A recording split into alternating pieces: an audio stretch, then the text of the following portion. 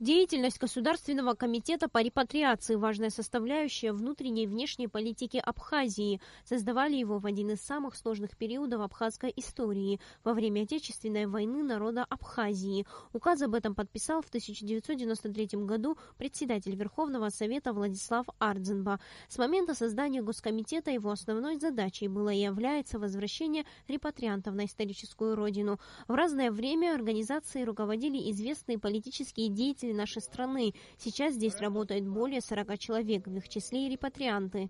Благо мы сегодня имеем этот комитет, может быть и возраст так, нам кажется, юный, не столь большой, но функции, которые благодаря созданию этого, оно сегодня выполняет. Прежде всего цели и задачи нашего комитета – это привлечь к Абхазии наших соотечественников, подтянуть, привлечь и объединить. Сегодня в Абхазии действует закон о репатриации, в рамках которого абхазы, вернувшиеся на родину на постоянное место жительства в течение 5 лет, имеют статус репатриантов. На протяжении этих лет Госкомитет оказывает им посильную финансовую помощь, предоставляет жилье и земельные участки, помогает в трудоустройстве и оформлении гражданства Абхазии, оплачивает обучение детей в дошкольных и школьных учреждениях. К тому же Госкомитет частично оплачивает их обучение и в высшем учебном заведении. У нас сегодня там 500 с лишним,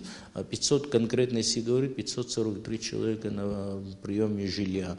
Но буквально на днях, пару десятков дней тому назад мы сдали в Агудзерах дом, 9-этажный дом, это 54-квартирный. В этом году мы смогли обеспечить. На 2016 году мы смогли обеспечить, допустим, 17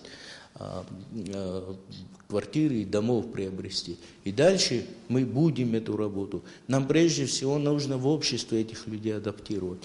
Безусловно, на реализацию государственной программы по репатриации требуются немалые средства, и именно по этой причине в 1998 году был создан внебюджетный фонд репатриации. В прошлом году бюджет фонда составил 143 миллиона рублей, и эта сумма с каждым годом увеличивается. За время работы Государственного комитета на историческую родину вернулись около 4000 соотечественников, в основном из Турции.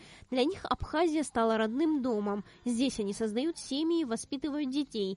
Сегодня на Госкомитет по репатриации возложены задачи общенационального значения, и их реализация, без сомнения, станет основой для развития абхазского государства. Сария Смырас, Тамур Гошба, Саид Айба, Абхазское телевидение.